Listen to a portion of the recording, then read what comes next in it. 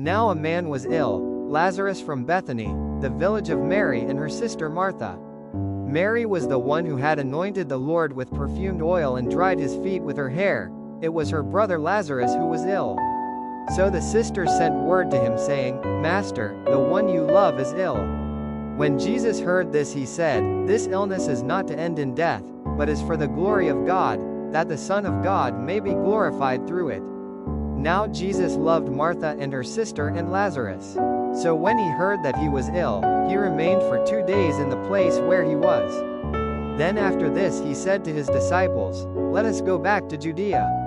The disciples said to him, "Rabbi, the Jews were just trying to stone you, and you want to go back there?" Jesus answered, "Are there not 12 hours in a day? If one walks during the day, he does not stumble, because he sees the light of this world. But if one walks at night, he stumbles, because the light is not in him." He said this, and then told them, "Our friend Lazarus is asleep, but I am going to awaken him." So the disciples said to him, "Master, if he is asleep, he will be saved." But Jesus was talking about his death, while they thought that he meant ordinary sleep. So then Jesus said to them clearly, "Lazarus has died, and I am glad for you that I was not there, that you may believe.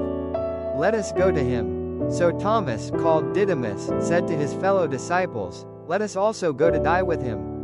When Jesus arrived, he found that Lazarus had already been in the tomb for 4 days. Now Bethany was near Jerusalem, only about 2 miles away, and many of the Jews had come to Martha and Mary to comfort them about their brother. When Martha heard that Jesus was coming, she went to meet him, but Mary sat at home. Martha said to Jesus, "Lord, if you had been here, my brother would not have died. But even now I know that whatever you ask of God, God will give you." Jesus said to her, "Your brother will rise." Martha said to him, "I know he will rise, in the resurrection on the last day." Jesus told her, "I am the resurrection and the life. Whoever believes in me, even if he dies, will live, and everyone who lives and believes in me will never die. Do you believe this?" She said to him, "Yes, Lord. I have come to believe that you are the Christ, the Son of God, the one who is coming into the world." When she had said this, she went and called her sister Mary secretly, saying, "The teacher is here and is asking for you." As soon as she heard this, she rose quickly and went to him. For Jesus had not yet come into the village, but was still where Martha had met him. So when the Jews who were with her in the house comforting her saw Mary get up quickly and go out, they followed her, presuming that she was going to the tomb to weep there.